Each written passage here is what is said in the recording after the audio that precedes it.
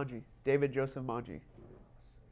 Sorry with the little nose clog too. I'm a little congested from the weather change. Going from hot to cold, it messes with me a little bit. No worries, bro. So we'll just get straight into the questions. Can you tell us just a little bit about your childhood? Um, Growing up was good. I had a good support system with my mom and my sisters. I didn't really ever have my dad in my life. Mm-hmm. Um, a little bit growing up, but not really. You know what I'm saying? The time he was in my life, it was him and my mom getting in arguments, him cheating on my mom, them fighting, him beating her, stuff like that. You know what I'm saying? And just causing drama and ruckus. And I mean, growing up my whole life in my childhood, I think what I'm traumatized most from, or not traumatized, but what I still deal with today, is issues that I have with my dad or for my father because Mm-hmm. of the hate that I still feel in my heart for him. You know what I'm saying? And when you ask me about my childhood, that's all I could really think about is the hate that I really have for him. You know what I mean? The how I feel towards him and the things he's put me and my family through, the things I've seen him do to my mom, and the way he made my mom feel. That's the stuff that I think of when I was a child. I played sports, baseball, basketball, soccer, you name it, football. You know what I'm saying? I had friends, played in the sandbox, rode bikes. You know what I'm saying? I could remember all that from my childhood, but Mm-hmm. when you speak to me mostly about childhood, I think about the hurt from my father, really. And you use the word hate. How do you deal with that hate? Um, it's hard, man. I try to. I'm still growing from it now. Like I told you, I'm turning 24 in January. I'm 23 right now, so I'm 23 going on 24, and it's day by day, bro. You know what I'm saying? It's not anything that you could just take care of in a sit down. You know what I'm saying? It's something that still is with you every single day. Even if there's something that you took care of and there's some problem that you went through, there's the next thing that you got to go through. And like I said, there's so much that I went through with him as a child to where even if I could say I dealt with all of this and I'm healing from all of this, I still am not even halfway through of what I need to deal with. You know Mm-hmm. what I'm saying? And you know, I guess you ask, how do I deal with it? I guess it's just taking it day by day, bro. Just living life, trying to be me, trying to be a better me, Yeah. trying to be better than him. You know, so much negativity in my life from him showing me so much negativity. It's crazy because I could still pull something positive from that Mm-hmm. because he's showing me exactly what not to do. You know what I'm saying? And I know if I could do exactly the opposite of what he did, of me growing up as a child, then there's no telling the type of father that I could be. You know what I'm saying? What would you say were your dreams or aspirations as a child? I definitely want to be a baseball player. I definitely wanted to play in the major leagues. And it's hard because when I was growing up, all I was thinking about was being a baseball player. That's all I wanted to do my whole entire life. Yeah. And I never thought about a second plan or like another job or like a career, or like what do I want to do, or you know what I'm saying? I didn't think anything else but baseball. And I finally got to high school, and the high school coach, I went to Pedro. Mm-hmm. The high school coach, his name's Tedesco. Yeah, yeah, yeah, yeah. He's a good guy. He's a hard, Short Italian guy? light skinned black dude, Okay. bald head. He's a hard ass. He's a great guy, but he's a handful. To be honest to God, he's the reason that I hate baseball now today. He ruined it for me, literally ruined my high school experience with baseball Yeah. just by the person he. I can't even explain it. It's crazy, but so that happens. I stopped playing baseball like senior year, and I'm like, fuck, I hate baseball all of a sudden. I've always wanted to be a baseball player my whole life, so I don't know what the fuck I want to do now. Excuse my mouth. I'm not sure if I curse. Sorry. Um, yeah, I don't know what I want to do now, Yeah. and it's still to this day I don't know what I want to do. And you asked me what do I want to, or what were my dreams growing up? Obviously, Right. And that's all I could tell you is wanted to play baseball because that's all that I thought about. And if you were to tell me, or if you were to ask me now, my dreams now, I, I don't know. You know what I mean? Not yet. Can you tell us more about your relationship with your dad? And I know you said a few things already. Um, if you want just to expand on that a little bit, or Um, the lack of a relationship, how that felt and how you process that, and how that makes you like even better now, or you know, it's hard because I still want to talk to him and I still want to see him and I want to spend time with him and it sucks because I feel like I got cheated out of having a dad. You know what I mean?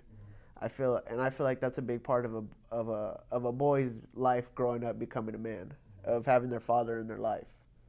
And for me to not have that, I feel like I missed out on some things that I could have in life now, as in wisdom or courage or pride or just being a man. You know what I mean? right. And shout out to my mom. My mom had to be my mom and my dad. You know what I'm saying? I love her for that. I'll go and get her Father's Day cards on Father's Day and shit. You know what I mean? She's my rock. She's my support system. My, couldn't ask for more out of her. You know what I mean? So would you like to tell us just a little bit more about your relationship with your mom and how she made you feel? Growing up, Yeah. um, you know what? I had a hard time with my mom growing up too. She was there for me. Don't get me wrong. Yeah. She was there for me always. She's my rock, like I said, support system. Both my parents are addicts. My mom's a recovering addict. My dad still, unfortunately, is an addict today. Yeah. Still, my mom's 7 years clean. God bless. And growing up was hard because I've seen some shit between my mom and my dad that I know damn well a young kid growing up shouldn't be seeing. You know what I mean? I'm talking like 10, 11, 12 years old. Mm-hmm. Seeing my parents overdosing, seeing my dad on the floor fucking seizing up, seeing my whole family, man. My grandpa, my uncle, my dad, my dad's mom, my mom's brother, my dad's brothers. It's crazy. It's like the addiction runs through my blood and my family, and it's crazy. You know what I mean? Addiction's a real thing. It's a real demon, and How'd you, when you were a kid witnessing those things, what were some of the things that went through your head I couldn't really. or feel? I guess fucking depressed, man, for sure. Depressed, sad, but it's crazy because when you're young, then when you're going through it, I don't really feel like you're processed. It's kind of like for some people when like somebody loses somebody when somebody passes away, you don't process that shit for years. Yeah. You block it out. You know what I mean? There's people that lose somebody so close to them at a funeral and they're not even crying because they haven't even processed it. And I feel like for me, going through all that as a kid, it's sad. Obviously, when I go through those moments in life, at the moment I'm crying, I'm sad, whatever. But dealing with it emotionally and mentally, I still carry that every single day. You know what I mean? My mom will still randomly apologize to me for all the things that we've gone through with me and her personally, with her being all messed up on drugs. You know what I mean? And it's like I said, man, it's something that you got to deal with every day. And I mean, me myself, like I said, addiction runs through my family. I'm an addict myself, man.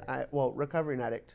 I'm a recovering addict myself. I've been to rehab already, bro. I've done that. I've had to leave the state and get away from everything because I was going down that same road, And it's crazy because you would think growing up, seeing that your whole entire life from your mom and your dad and your grandpa and your Nino and your uncles and your aunties and everywhere in life, that you would stay away from it. But it's the fact of it being nurtured and natured around you. Nature because it's auto. It's the environment. That's what's gonna happen. And nurtured because growing up my whole entire life, I'm around it. I see it. I think it's normal. In the back of my mind, I know it's bad, but in the back of my mind, I think it's normal because I see it happening in front of me every single day. So I feel as if I fell into that same hole, but I slowly caught myself, and I'm proud of the person I'm becoming because, like I said, I use my father as an example. I need to be better than him. And Right. if I'm doing the same things as him, there's no way I'm gonna be. Right. I'm gonna do the same things he did to me as a young kid. I'm gonna be a shit father just like him, you know. What would you say are the biggest things you took away from your parents that you were able to learn, either what not to do or what to do? My dad, most definitely, um, just something as simple as just being there for your kid. You know what I'm saying? Just being able to wake up in the morning, tell them good morning, take them to school. As far as teaching them brush their teeth, wipe their own ass, you know what I mean? Simple stuff, man. You know, I mean, tying your own shoes, putting on your socks. Like Yeah. these are, you know, swinging a bat, throwing a ball. These are things that a kid remembers their whole entire life, and it's crazy because I could see through me how I live, how much it affects me that of how I feel. I got cheated out of having a relationship with my father. Actually, that I know what it does to a person and a kid, and I know what it does to a young boy growing up, trying to mature and becoming a man. You know what I'm saying? And what I take away from it is just when I have a kid, man. When I have a son, I can't wait, bro. I'm gonna be there for him. I'm gonna be there for him like no other, bro. You know what I mean? Like I'm gonna be his complete rock, and it. I feel like as long as you're present in your kid's life, you know you're a good parent, and the rest comes with it, you know. And for my mom has taught me courage, strength, willpower, you know, dealing with discouragement, dealing with disappointment, and she still gives me life lessons every day, man. You know, I learn something new from my mom every day. She's, like I said, she's my rock. She definitely is what keeps me afloat and keeps me going. You know, I go through shit. You know, everyone goes through a lot. This lockdown's been a little bit hard for me, a little stressful. You know what I'm saying? Going through a lot personally in life. I feel like getting hit with like curveballs just left and right, left and right, left and right, and it's just not stopping. You know what I mean? It's so much to deal with, and I'm so personal with my mom. I could talk to her about anything, and she's there for me. You know what I mean, man? And it's basically the opposite of what I learned from my dad.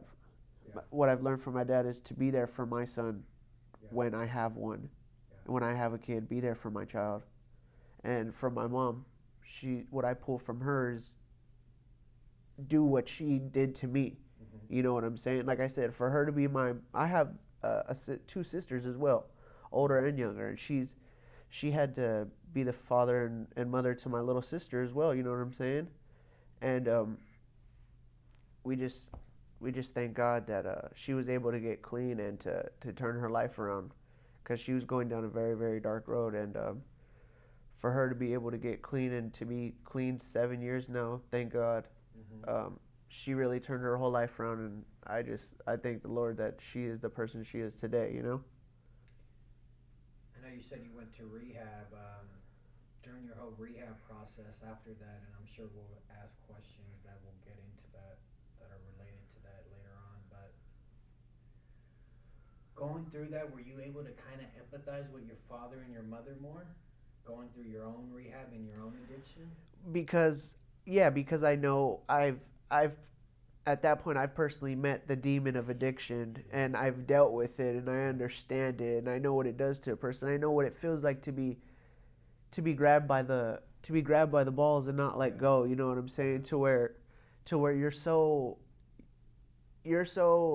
enslaved to something to where you can't even wake up in the morning and be happy without being high. You know what I mean? And it kind of made me understand when I was growing up, why they wouldn't come to my baseball games, or why you wouldn't take me to school in the morning, or why you wouldn't wake up why you wouldn't wake up till 4 in the afternoon, or why are you so mad and groggy when you wake up in the mornings, or why are you so depressed if you don't seem like you're having a really good time. You know what I mean? It's either depressed or high. And you're right. At that point, I was able to empathize more, and honestly, now with my father, I still there. It's a process. It's even Yeah. it honestly It's a journey. yeah, It's a yeah, journey. man, Yeah. it's hard with that guy because I have Right. so much in me from so many years to where, like I said, it's so much to deal with to where, okay, I healed from all this, but I still got this and this and this and Right. this and this, It's and ongoing. it's almost like I never and it's still today, it keeps going, you know what I'm saying? Yeah. It's still to this day. Can you tell us about your first love? And this is whatever you associate with your first love. It can be a person, it can be a thing, it can be a hobby, and however that first love felt like.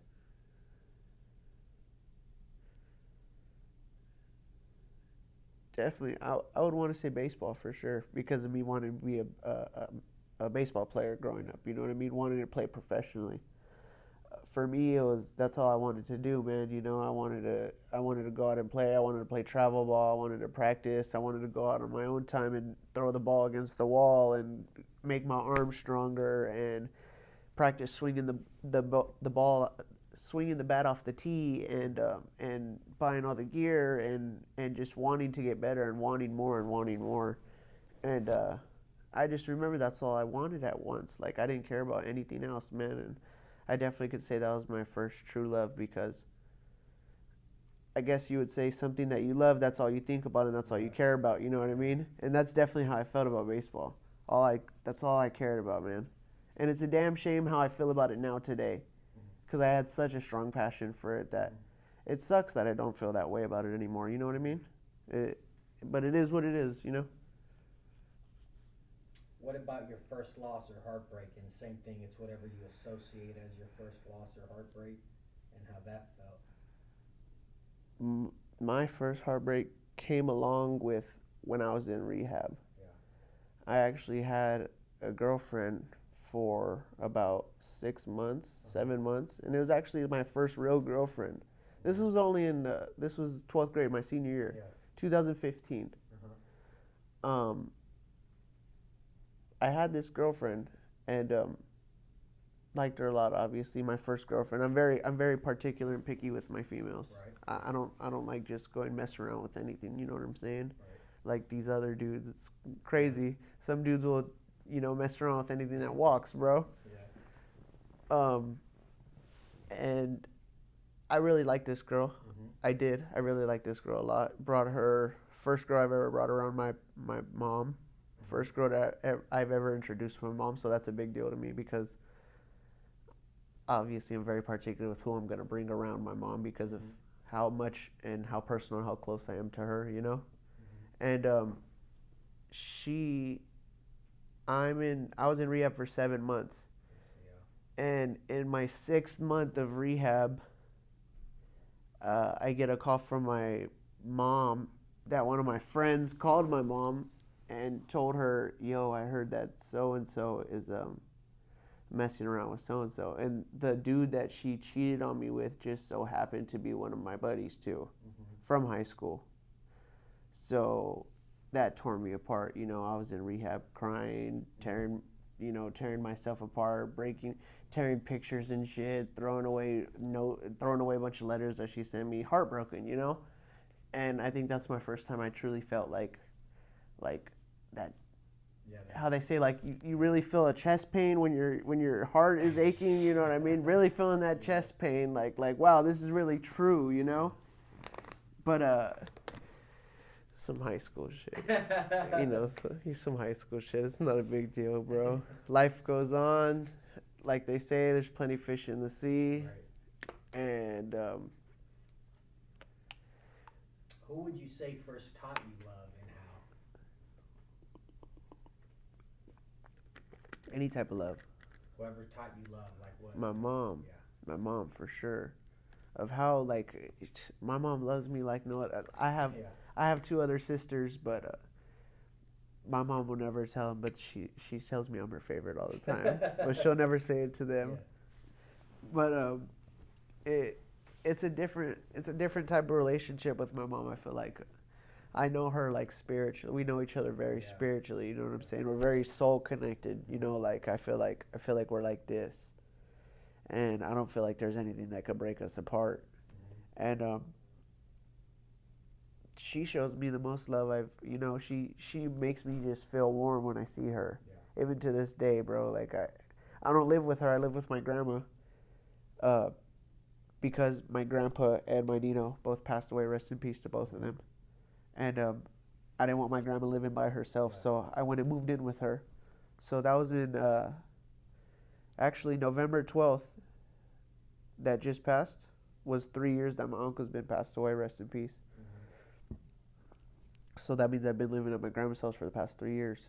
So damn, dude, like time flies by. You know what I mean? It's crazy, crazy how She fucking probably needs it most right now. yeah. Times are hard sometimes. You know what I mean? And it's good that's why I moved in. I can't have her by herself right there in her head. She lost her mom in January, lost her husband, my papa, in August, and then loses her son in November, Mm-hmm. all in the same year. So you can only imagine, bro, losing your mom, your husband of 40 plus years, and your youngest son.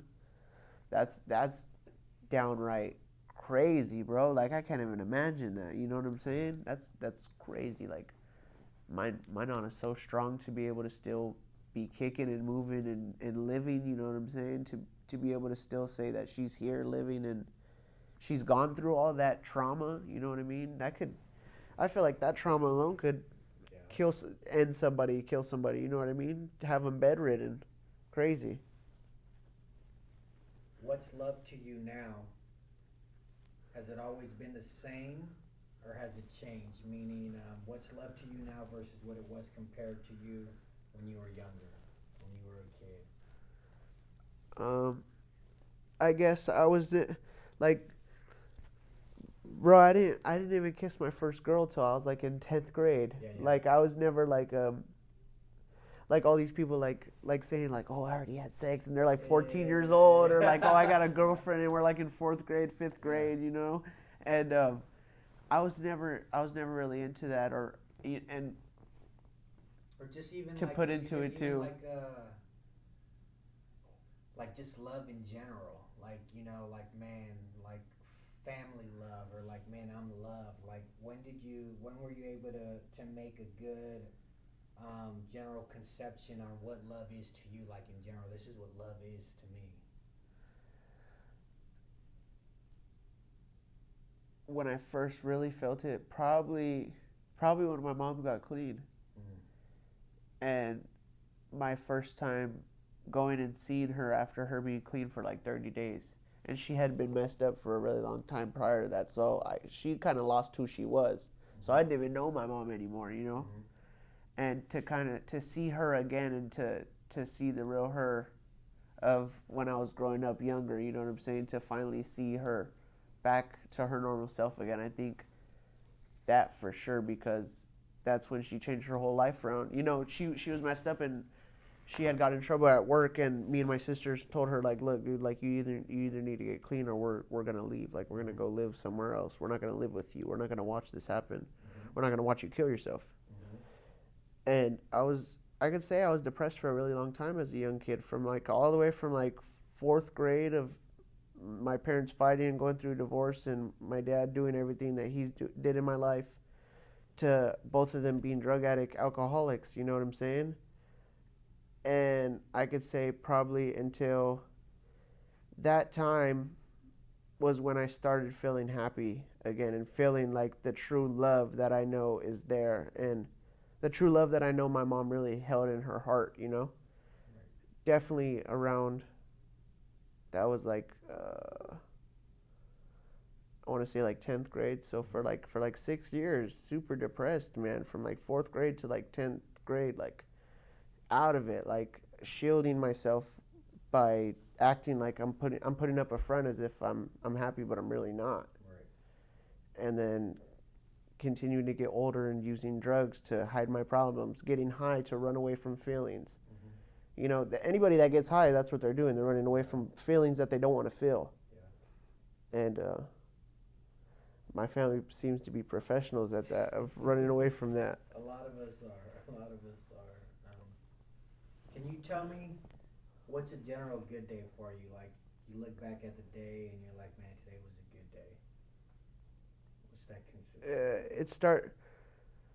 It starts off with it starts off with just waking up feeling okay with you. You know what I mean?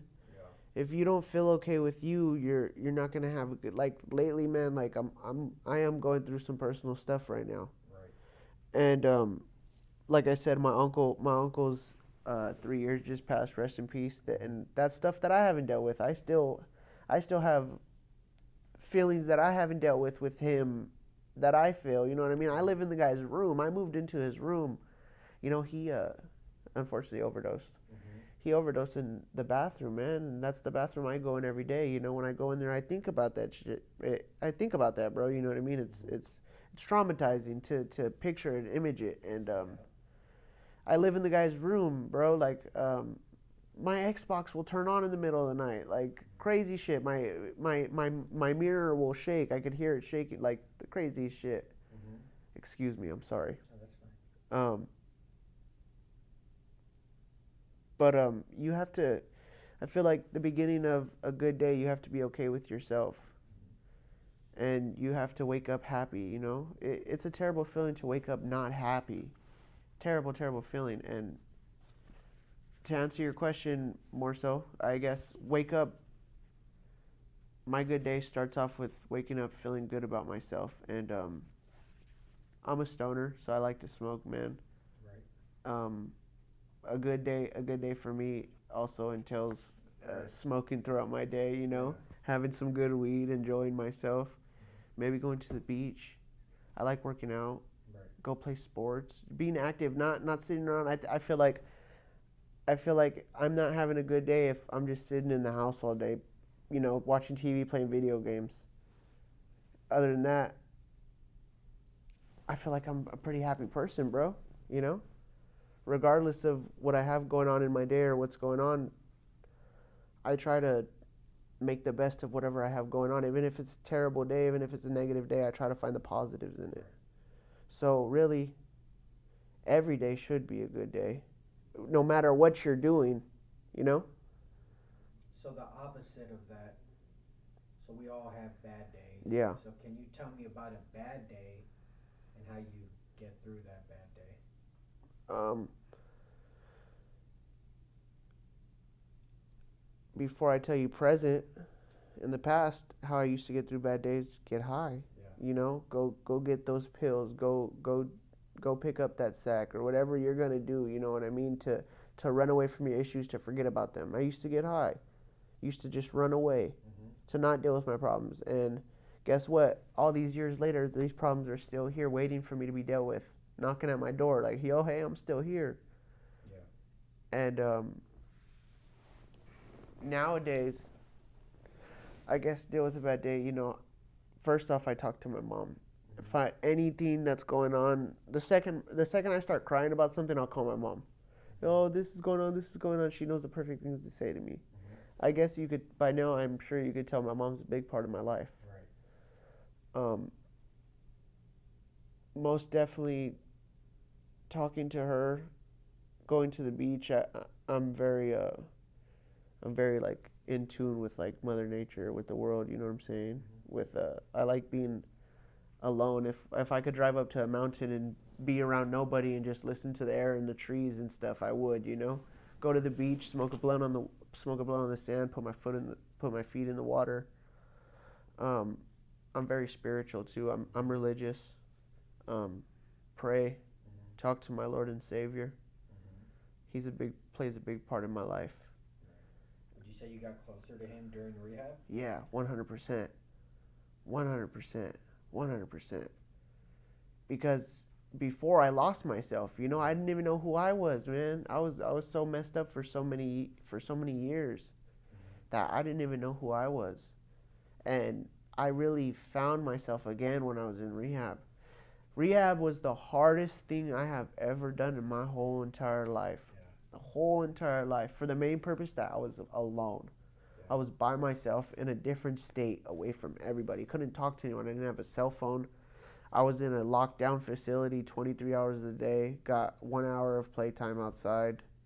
You know. Sounds like jail. Yes, man. Yes, yes, yes. Like when leaving, I would have to ask to cross. Every single doorway had a red line on it, and I would have to say cross Mm-hmm. before I crossed the doorway. Like crazy, bro. Like wake up at 6 a.m. doing chores, make my bed military style, eating breakfast by 7 o'clock, like doing cleaning, scrubbing toilets at 8 in the morning. Like, shit was hard, mentally exhausting, you know what I mean? And having to put up a front too, because it was like the rehab was like a phase system. It was like level 1, level 2, level 3, level 4, level 5. When you get to level 5, you graduate. Yeah. So you're trying to do these tasks that they put among you or amongst you to move up in these levels. And I guess being an addict and then going somewhere to where I have nothing around me, and then going through disappointment and going through having to do stuff and having to actually be in my head and be okay with And dealing work through whatever you're going through. yes, and not just run away from it and be like, I don't want to deal with this anymore. Since it's so much shit, you have to pray. Yeah.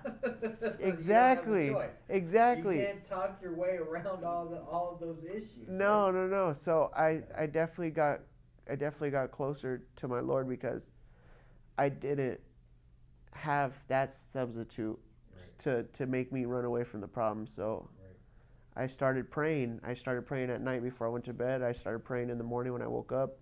And it started becoming to where every single day I prayed when I woke up. I prayed every single meal I ate, and I prayed before I went to bed at night. And I felt just much better about myself, very like in tune with me, with my spirit, you know. And now that I'm talking about it right now, it's something that I should really start doing again because I felt so much better about myself and about my life, and you know, being in touch with whatever your, I don't knock anybody's God, you know what I mean? For me, there's one true God, my Lord and Savior. Whatever your God is, whatever you praise, whatever your higher power is, you know, if you're in touch with that, I feel like your life's a whole lot better. Indeed. 100%. What would you say is a person or an event that shaped you, good or bad? Say the biggest person or event that shaped you, like as a person. Yeah.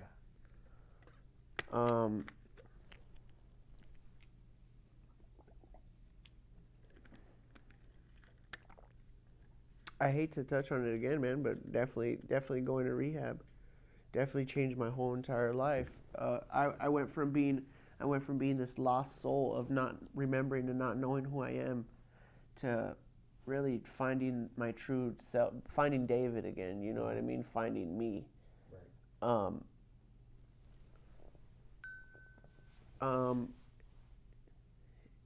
I'm sorry, I drew a blank right now. You're good. And we'll get back to it. What would you say has inspired you? Inspired me? Definitely my mom turning her life around. Turning her whole entire life around from about to lose. She works on the docks right here. She works on she's a LW longshoreman. Nice. And she went from literally about to throw that away, you know, a 6-figure job with the best health benefits you could get, and you know, having a great, you know, having $1 million house, the nicest neighborhood in Pedro, you know, having your kids in your life, having a great life, to throwing all that away to be on the street because you want to put drugs in front of your family or in front of your own life at that. You know, like I said, I've been in situations with my mom to where both of us have almost been seriously hurt, almost been in a car accident, you know, because she's messed up at the wheel. And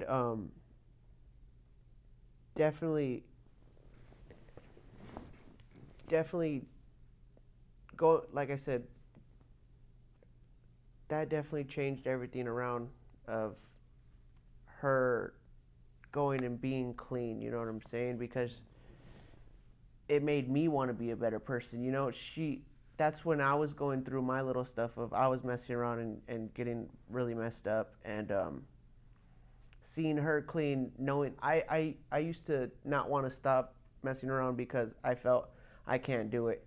I'm too deep in the game. I can't stop now. You know, it's too far in. And seeing her change her whole life around from being an addict for so long to saying, hey, if I could do this, anybody can, it made me want to do it too. And she's the reason I even went to rehab. She sent me away, dude. Like she got like these big 6'5" dudes to come into my room at night and grab me and throw me on an airplane, bro, and send me to Utah. You know what I mean?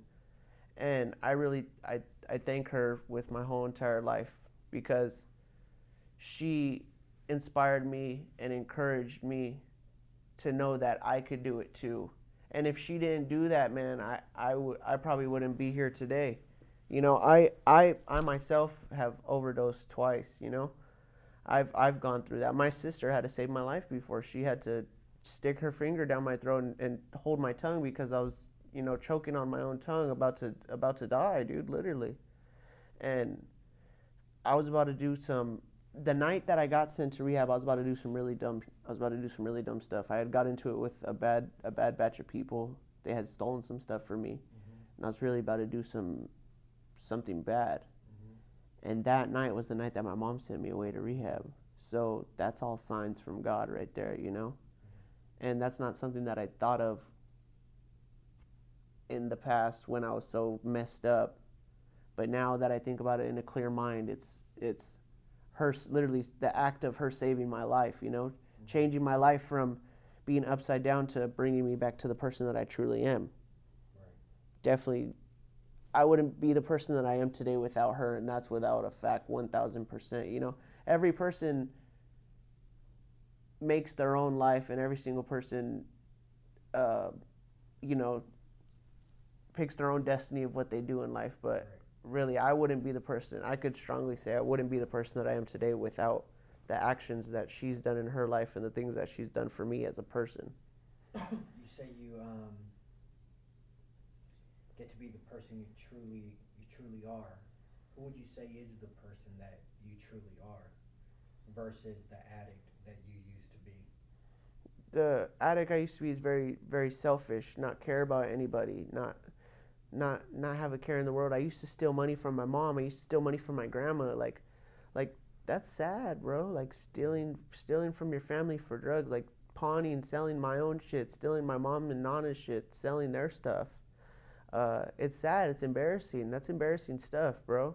And that's stuff I'm able to talk to, or that I'm able to talk about today because those are men's that I had to go through as your cleaning process when you're in rehab. You know, you go through the things that you've done and you right your wrongs. And you know, that's something that you have to do, because if you don't do that, you're not really, you know, they say there's a 12-step program in recovery, and that's a part of the 12-step program, you know. So who are you truly? For me, who I am truly, I'm a very humble, selfless, loving, caring person. I just love to help people, bro. I care for people. I love the ones that if I love you, I really love you, and you know it, man. You know what I'm saying? You could feel my love. You could feel my emotion. And the true person I really am is a very happy, lovable, caring person. And lately, I haven't been that person. You know, I've kind of lost myself, not fully lost myself like that, but I haven't been myself lately because of the things, like I told you, it's been rough during this little lockdown. I have been losing myself a little bit of the true person I know I really am. But it's moments like these, like something as simple as you asking me that question, it helps me remember. I know who I am, you know what I mean? I know what the type of person I am. I know what I bring to the table. I know who I am, and I know what I have to offer. And I have full confidence in myself that I'm a great person, hands down, you know? What would you say has been a humbling experience for you? Accepting my stepdad into my family, because he came into my life when I was still messed up before I left to rehab. So I didn't like the guy, you know what I mean? What teenager kid is gonna like the stepdad coming in out of nowhere. And your dad's out of your life, and all of a sudden this dude's with your mom. You know what I mean? Yeah. What teenager's gonna like that? Especially if you're messed up on drugs. Yeah. And very humbling because I used to be a dick, man. I used to curse him out. I used to talk shit to him, tell you I don't like you, fuck you, get out of my house. Yeah. You know, all this. And he's a recovering addict as well. He's 6 years clean too. God bless him. Yeah. So him and my mom have each other as a support system. That's really Nice. cool. And it's humbling. It's definitely humbling because for me to be so like negative and to be so like I don't know who you are, I don't like you, and I don't know what you're about, and who are you? You know, you're some big ass dude that's spent how old I am. You've been in prison that long. Like you've been in prison for 24 years. I don't even know who you are, bro. I don't want you around my family. Right. I trust that guy, you know, with my life, bro. I'd bet my life on him taking care of me. You know, I trust him in every way possible. His name's Tony, and it's he makes me feel very humbled in that sense because he will do anything for me. He treats me like as if I was his own, and if there's anything I've ever felt as like a true father figure like experience, it's definitely with him. And it's crazy because it came so late into my life to where I felt like my higher power looked out for me. Like I always wanted a father figure. I always wanted to have a dad in my life, and I never had it. And I kind of felt like when he came to my mom's life, when he came into my mom's life, he gave me that. He gave me that chance of having a dad and having a father and having that father figure of knowing of how it feels to have an older man for you, know that he's there for you for anything. You could call him for anything, and he'll be, you know, there at the snap of a finger. And that really does feel good. So this next question, go in your mind and think this life event can be mental, physical, or spiritual. Tell me about a time in your life that you can relate with the word war.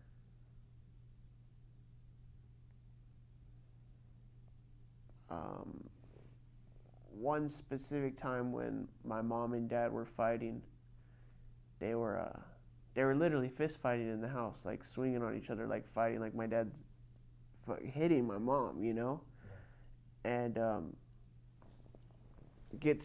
they're wrestling, fighting and shit. They get to the kitchen, my dad starts ripping off drawers, ripping out dressers, ripping out cupboards, throwing pans and pots at my mom, throwing full glass cups at her, like trying to hit her in the head and shit, and, breaking the whole entire house from I'm talking like from front room to kitchen, like tearing the whole place apart. And I mean, like it's wrecked, bro. The whole place is wrecked from there to there. We go to the garage, and he rips everything apart, throws everything apart, starts, you know, just came through like a tornado. Didn't even live there at the moment. So he pulled up to the house all fucked up on dope. Excuse me, I'm sorry for my mouth. I have a really bad mouth. That's all right. Pulls up to the house all messed up on dope, Yeah. and just pulls up like a tornado, man. And that's something I'll never forget because I was so scared, bro. So scared. Something that I could think about today still and still get like shivers down my back.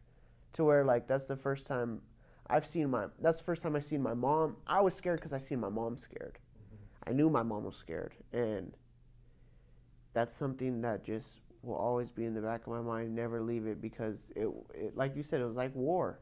Crazy. It's like, you know, people have PTSD, like traumatized from war. Like Same thing. I'm definitely traumatized from that. That's something that'll never leave my brain.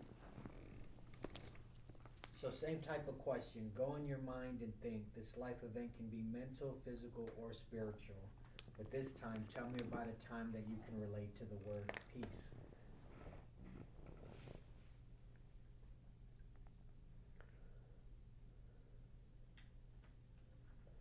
My first day back home from rehabilitation.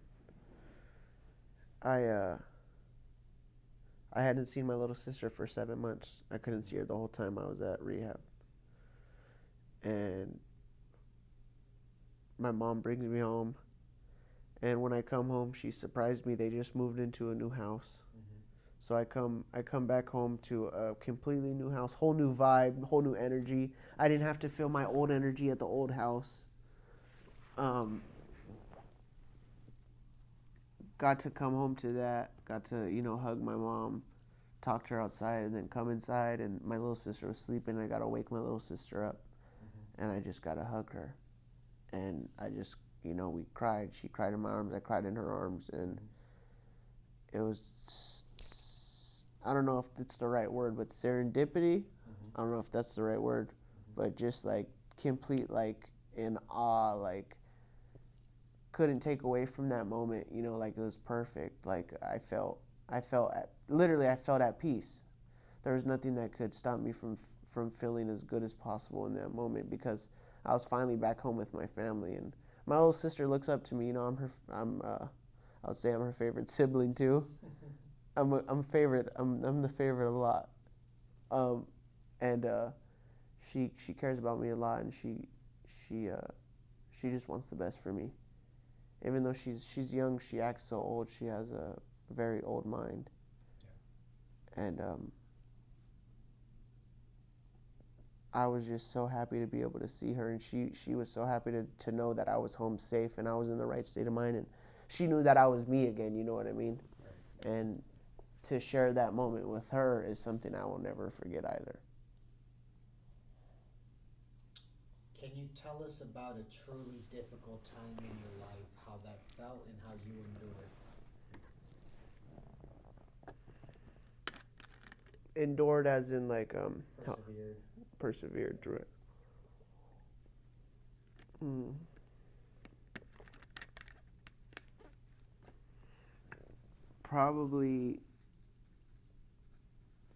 Probably having to deal with moving out of my mom's house to go live with my grandma, because of how hard it was for her. Because that year she had, like I told you, she had just lost her mom, then lost her husband, and then lost her youngest son.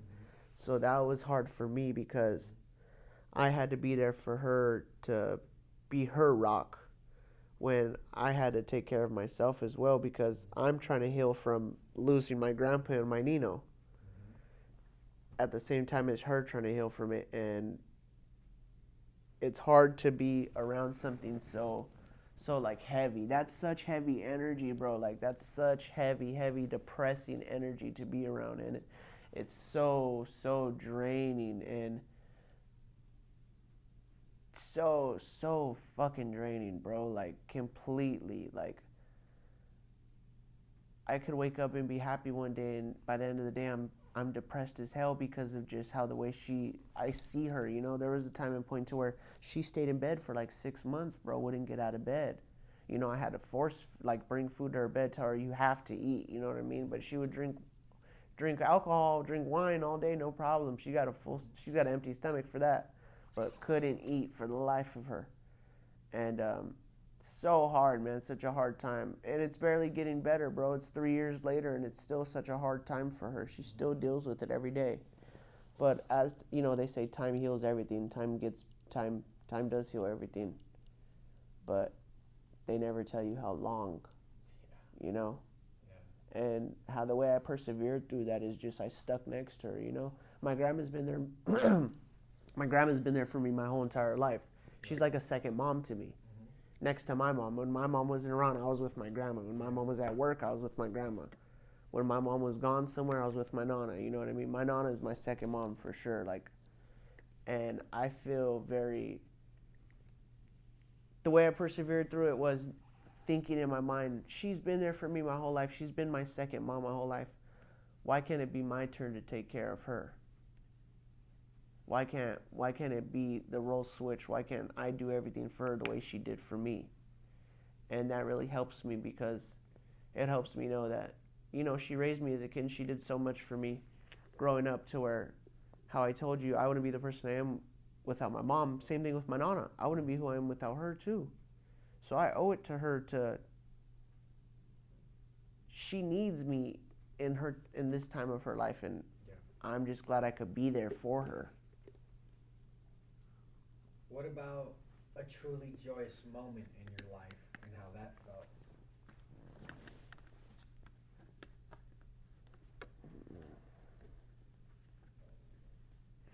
The day I graduated from high school. For the main reason being, no Manji in my family has graduated from high school before. Not my grandpa, not his brother, not my dad, not my uncle, not my little sister yet, not my older cousin. Literally, not one of them, not one of them, not one of them. So all odds were against me. You know, I feel like hating school is in my blood too, because I've hated school since I was a little kid, man. Yeah. And you know what? It's messed up because of the shit that I was going through with my mom and dad, and them going through the divorce and the fights and the breakups and the cheating and the lying and the name calling and the bashing on my mom physically, mentally. You know, I didn't care for school because I was so strung up with being depressed about what's going on at home that I don't really feel like I had a school experience, because from 6th to 8th grade I was getting straight fails. Every single report card, straight fails, 5 fails, 1D, 5 fails, 1D, 5 fails, 1D. And by the time I got to high school, bro, I didn't know shit, because I didn't know anything in middle school, because I didn't learn, because my dumb ass was sitting there drawing all day, or not paying attention, or sleeping on my desk. Yeah. So by the time I get to high school, I'm You're way behind. so behind, bro. By the time I get to senior year, I'm in algebra A1 with a bunch of freshmen. Yeah. So that definitely was so hard for me. School was terrible, man. Like I hate school so much, bro. Like even if I was gonna be a baseball player, like it'd be rough for me to be in college. Did you get to walk across the stage? Yes, I did. How'd that feel when you were walking across the stage? Oh my God, bro. Well, here. When I left to rehab, I went to school out there, and I ended up graduating from a school out there in Utah. So I ended up going to high school out there and finishing off my senior year over there. So to have my people, all my friends, I mean, I lived with 20 other dudes at the rehab. So every single one of my rehab buddies were there. My mom, my older sister made it, not my little sister. My grandma was there. And I got my diploma handed to me, and I got to walk up, and I got to say a speech on the podium. And I was just sitting there just in awe, bro. Like, I was sitting there crying, saying how much this means to me. And it still does today mean so much to me, bro. Like, to know that I'm the only one in my family of my last name to graduate, that's a big deal, bro. And I feel like that's the beginning stages of me breaking the chains of my family's last name. Because, you know, may God rest my grandpa's brother's soul. He passed away, he OD'd. My grandpa OD'd. My Nino OD'd. My Uncle Brian OD'd, and they all OD'd off heroin, man. So that's pretty heavy, right? Yeah, super heavy. You know, I've been hearing your story, and that's heavy in general. When you're telling me the bulk of your family history consists of addiction and a lot of overdoses. Yeah. And you yourself also kind of going into that cycle and being an addict and going to rehab for 7 months. And I think we know, if anyone who's done rehab programs, that it's life and death. And it's heavy. And you know that if you go back to using, it's going to literally cost you your life. Yeah. One way or another. Because one day I'm just going to end down that road that all of them were on. I mean, I don't believe that's the case, but you always have that little spark, like this is where that leads to, right? Yes. So how do you use that to keep you on the path of sobriety and to keep you away from the chains of addiction? Because without getting overwhelmed by that, like, history. Yeah, because it's so much. Yeah. Because, I mean, even today, bro, like, I'm scared every day that my dad's going to pass away from the same exact way. Right. because he's an addict himself. Like I told you, the guy will do anything he gets his hands on. Right. And it's hard because it's just like fuck, am I destined for that, bro? Like, is that what's in my blood? Like, is that what's gonna happen to me? Like, is there no way for me to stop that from happening? But then I think about it, and it's like that when I told you right now, when I said me graduating was the beginning of breaking the chains. Yes. That's the beginning of it, bro. Like, that's something different than all of them. Like, you have to, you know, because I'm part of a cycle of violence myself. Uh-huh. And once I realized it, one, it's a chain of violence, like it's everywhere. Right? yeah. And then Chain, literally. Yeah, literally. And it's like the easier, once I accepted it, like it stops with me. It was like I stopped looking at it as like, you know, like fuck, is this just all I'm gonna be? You know what I mean? Yeah. But it is intense because you're right. You ask yourself, is this all life has for me? Yeah, fuck, am I destined for this? This is all I've seen, right? Yeah. And My whole life, from every angle, from a grandpa to an uncle to a dad to a mom to a cousin to an auntie, it's all the same. So what makes me different from all of them? You know what I mean? it's you. Yeah, exactly. What would you say keeps you up at night? My thoughts, my thoughts, bro. I know people like, oh, I have insomnia, like, oh, I don't go to sleep. Like, I really have insomnia, bro. Like, I don't remember when's the last time I went to sleep before like 3 o'clock in the morning. Like, I have a terrible time sleeping at night, and it's because I am really laying there in my thoughts, bro. Like, I could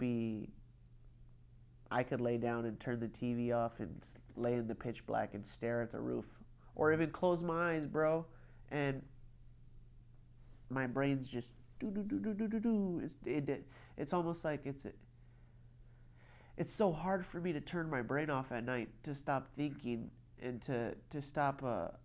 I feel like that's the most time that I have to myself, so that's when I really start thinking about all the stuff that I don't think about, that I push off throughout the day, to where like, oh, this happened in this moment, or something reminded me of something in the past that would bring me sadness, but oh, I'm not going to think about it right now. Let's just tuck this away. And then get tonight, laying down in bed, you start thinking about all those things. Do you have any tools to try and work through that? I know it sounds so dumb because we're sitting here talking about addiction, and everything, but marijuana is a big part of my life, bro. Like, big part. Like, I'm like a spiritual stoner, man. Like I'm like in tune, like with like smoking and like getting in touch with my spiritual side, like to where like opening your third eye type deal. You know what I mean? Like not hallucinogenics, obviously, but I mean, like I do feel like weed brings a lot of happiness to this world in a positive way, and like I wish they could like change it to a Schedule II drug so they could research it and test it and see the positive outcomes behind it and learn more on it. You know what I'm saying? They already know all the positives behind it. You know what I'm saying? You could learn. I bet you they could learn even more if they were able to give it a chance of being a Schedule II drug. But it's a big part of my life, most definitely. So you would say it helps you sleep? Most definitely. Most definitely. When I do end up falling asleep at night, it's because I'm super stoned, no doubt. What would you say keeps you going every day? Wanting to become a better me every single day. Wanting to be better. I think about that a lot, bro. Like with my wanting to be better than my dad. Excuse me. Not even just with having a kid, but just being a person in general, living, not cheating my way through life, not taking the shortcut, not being lazy, not being half-assed, really working and being an honest, hard-working man, bro. You know, like, hey, that's what my stepdad shows me, though. He's a hard work, like that man is a hard worker. Honest to God, I've never seen a harder worker. He's like hands-on manual labor, like I'm here, I'm busting my ass, you know?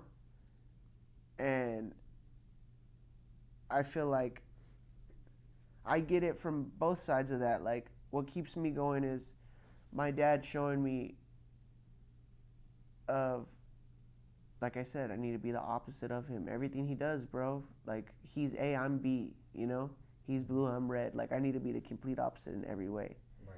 And then my stepdad, he actually really is a good role model to look forward and look at, and a genuine person that has good traits and good qualities, and is a hardworking, honest man that just wants to have a family and wants to have kids and wants to have his kids in his life and just to be a dad, you know? Like, I guess kind of what it's all about growing up. Like when you get older, you have a family and you're a father or you're a mother and you take care of your children. You teach them the ways of the world, you know, and that's what he wants. He wants that normal, simple, casual like life of I got my kids, I got my family with my house, with my roof over my head, and you know I'm teaching my kids the ways, and that's how it's supposed to be. Imagine you're in the hospital today with only hours to live. What would be your regrets, if any? Honest to God, I really don't regret anything Good. because everything that I have gone through in life and everything that I go through every single day is meant to be. And everything is meant to be because it's is what is shaping me into the person that I am. And I don't feel like I've gotten to my final form of who I am, you know? Right. I still feel like I'm becoming a better me every single day. Right. And who knows when I'll get to that final form of myself, but I know when you get to that final form of yourself, it must feel fucking great, you know? It's a journey. Yeah, it really is. And I really hope I get there one day till I get to experience that feeling of this is it right here. Like this is my final like this is where I'm supposed to be. You know what I'm Right. saying? Not feeling like now. Just knowing you're right, like Not wa- you're headed right where you're supposed to be going. Yes, not feeling 1 ounce of being lost. Yeah. Feeling completely in the right place, like this is it right here. You know what I mean? That's what I want to feel. Yeah. You told me what your dreams were as a kid. What are your dreams now? For life or just in general? Like your dreams, your aspirations, yeah. Like whatever you like, man, I might wanna do that. Since I have obviously learned that I'm not going to be a baseball player, I've thought about getting into being a realtor, selling houses. I've thought about being a therapist. I've thought about I've actually thought about working at sober living homes, helping addicts. Whatever has to do with helping people. Like I told you earlier, I love helping people, man. I really do. I enjoy helping people a lot.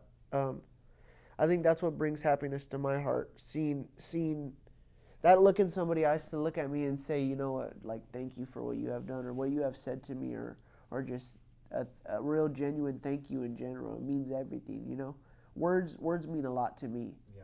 I'll take words before some materialistic shit any day. Yeah. You know, it's gonna mean a lot more to me at the end of the day. You're the co-author of your life, but what's your picture perfect ending? You can envision just a scene where you're like, man, that's it right there. Since I was younger, I've always wanted to like have a kid, like have a family. You know what I mean? I've always wanted to. I'm so strung up on the idea of having a son. Yeah. And like that's my mini me. Like that's Yeah. me right there. You know what I'm saying? And I think my picture perfect ending is having a wife. Not even I can't even say the girl of my dreams. I just want somebody that cares about me genuinely, and you know, somebody that wakes up in the morning and thinks about me before anything, before they take their first breath in the morning, or being with somebody that puts me before anything else, or not in a toxic way. You get what I'm saying? just really like truly being in love. I've never felt that before, like of somebody truly being a mutual respect of somebody truly being in love with me as much as I'm in love with them. You know what I mean? And in that moment, how do you think that moment would feel? Just complete peace, complete. Like I want to be able to like look at my son in the eyes and be like, you know, this is me. You know what I'm saying? Like I made this. You are me. Yeah. I am you. I want to be able to like. I'm so strung up on the idea of, because I wanted to be a baseball player. I want to tell my kid like when he gets old enough, like, all right, I'm gonna sign you up for football, baseball, soccer, basketball.